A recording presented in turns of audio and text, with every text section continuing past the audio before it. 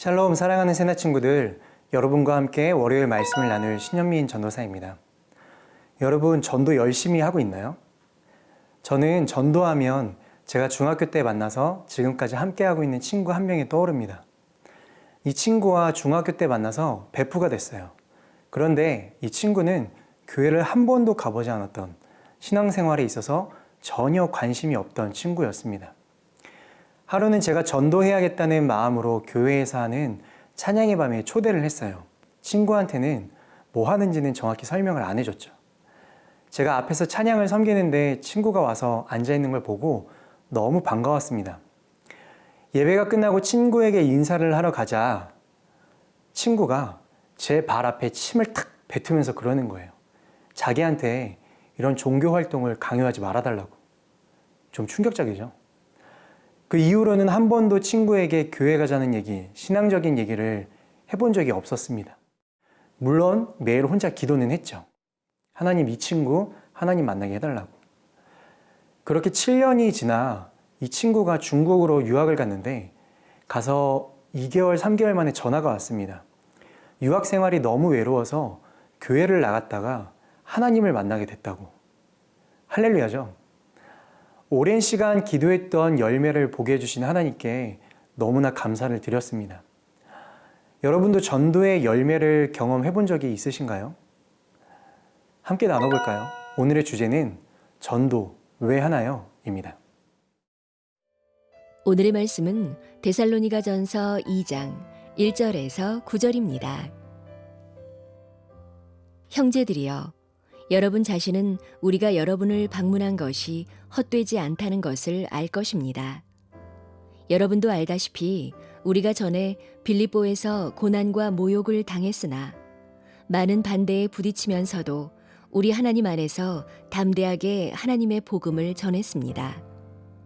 우리의 권면은 잘못된 생각이나 불순한 동기에서 비롯된 것이 아니며 속임수에서 비롯된 것도 아닙니다.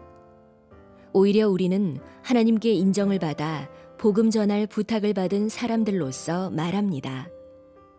이는 사람들을 기쁘게 하려는 것이 아니라 우리의 마음을 살피시는 하나님을 기쁘시게 하려는 것입니다. 여러분도 알다시피 우리는 어느 때든지 아부하는 말을 하거나 탐심의 탈을 쓴 적이 없습니다. 하나님이 증인이 되십니다. 우리는 여러분에게든 다른 사람에게든 사람에게는 영광을 구하지 않았습니다. 우리는 그리스도의 사도로서 권위를 세울 수도 있었습니다. 그러나 우리는 여러분 가운데서 유순한 사람들이 돼 유모가 자기 아이들을 돌보는 것 같이 했습니다. 여러분을 이토록 사랑해 하나님의 복음은 물론 우리의 생명까지도 여러분에게 주기를 기뻐했습니다. 이는 여러분이 우리에게 사랑받는 사람들이 됐기 때문입니다. 형제들이여, 여러분은 우리의 수고와 고생을 기억할 것입니다. 우리는 여러분 가운데 누구에게도 짐이 되지 않으려고 밤낮으로 일하면서 여러분에게 하나님의 복음을 전했습니다. 4절 말씀 함께 읽겠습니다. 오히려 우리는 하나님께 인정을 받아 복음 전할 부탁을 받은 사람들로서 말합니다. 이는 사람들을 기쁘게 하려는 것이 아니라 우리의 마음을 살피시는 하나님을 기쁘시게 하려는 것입니다. 바울은 자신이 하나님으로부터 복음 전할자로 합격을 받아 그 권한을 위임받았다고 말합니다. 이 말에는 바울이 복음에 대해 가지고 있는 청지기적인 마음이 담겨 있습니다. 집 주인이 자기 재산을 청지기에게 맡기는 것처럼 하나님께서 복음을 바울 자신에게 맡기셨다는 것입니다. 여기서 청지기란 고대 사회에서 종의 신분으로서 주인 집의 소유를 돌보고 가사일을 돕도록 임명된 사람을 가리킵니다. 한마디로 자신의 소유가 아닌 주인의 소유를 관리하는 사람인 거죠. 그래서 청지기에겐 반드시 책임이 뒤따릅니다. 청지기는 그 맡긴 사람의 이익을 위해 최선을 다해서 수입을 다뤄야 하고 손해를 보지 않도록 늘 주의해야 하는 것입니다. 고린도전서 4장 2절 말씀에서 바울은 그리고 맡은 사람들에게 요구되는 것은 그들의 신실함입니다 라고 했는데 여기서 신실함은 충성이라는 단어와 동일한 의미입니다. 즉 청지기는 맡긴 자가 보기에 믿음직하고 아무런 근심을 주지 않을 수 있는 충성스럽고 신실한 자여야 합니다. 이처럼 하나님의 복음 전할 부탁을 받은 사람은 하나님께서 안심하며 당신의 복음을 맡길 수 있도록 신실하게 최선을 다해야 합니다. 사랑하는 새나 친구들, 우리는 하나님의 복음을 맡은 청지기입니다. 하나님께서 우리에게 이 복음을 맡겨 주시기 위해서 우리를 부르셨고 우리를 오늘 내가 서 있는 이 자리로 보내주셨습니다. 따라서 우리는 이 복음 전하는 일에 최선을 다해야만 합니다. 주변을 돌아보세요.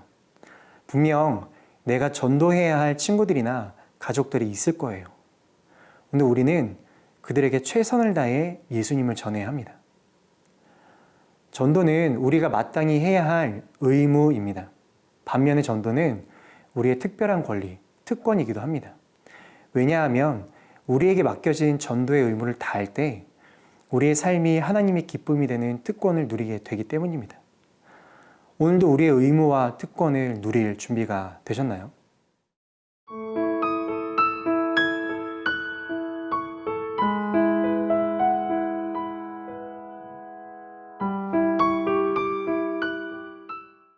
팔절 말씀 함께 읽겠습니다. 여러분을 이토록 사랑해 하나님의 복음은 물론 우리의 생명까지도 여러분에게 주기를 기뻐했습니다. 이는 여러분이 우리에게 사랑받는 사람들이 됐기 때문입니다. 여기에서 바울이 말하고 있는 생명이라는 말은 육체적인 생명 그 이상의 의미로 우리의 모든 인격을 의미합니다. 즉 바울은 데살로니가 성도들에게 단순히 하나님의 말씀만을 선포한 것이 아니라 자기를 아끼지 않고 자신의 모든 것을 불사르게 내어주는 희생으로 복음 전하기를 감당했다는 것입니다. 이처럼 전도는 단순히 예수님을 말로만 전하는 것이 아니라 나 자신까지 함께 내어주는 것을 의미합니다. 생각해보면 컴퓨터 이론을 가르치는 강사가 이론 교육을 위해서 자신의 전 인격적인 삶을 희생하진 않죠. 지식이나 이론은 단지 그 내용의 전달만으로도 만족이 되기 때문입니다. 하지만 전도는 다릅니다. 전도에는 반드시 전하는 자의 모든 인격을 쏟아붓는 희생이 필요합니다. 내가 복음대로 살기 위해 온몸으로 애쓰며 내 모든 것을 헌신적으로 내어줄 때 분명 복음은 큰 능력으로 다른 사람들에게 받아들여지고 그들의 삶의 변화를 일으키게 되는 것이죠.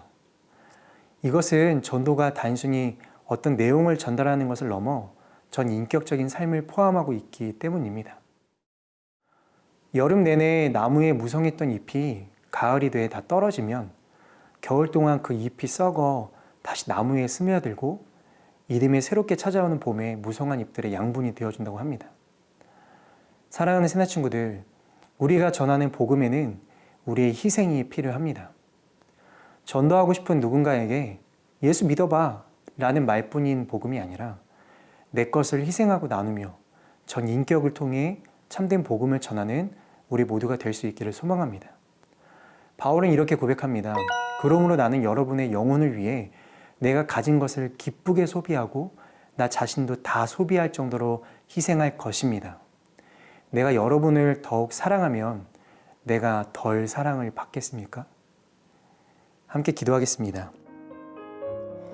사랑의 하나님, 오늘도 하나님의 말씀을 듣게 해주셔서 감사합니다. 이 귀하고 복된 복음을 전하기 위해 내 것을 아끼지 않으며 모든 것을 주님께 올려드리는 하루 될 수 있도록 인도해 주세요. 예수님의 이름으로 기도합니다. 아멘.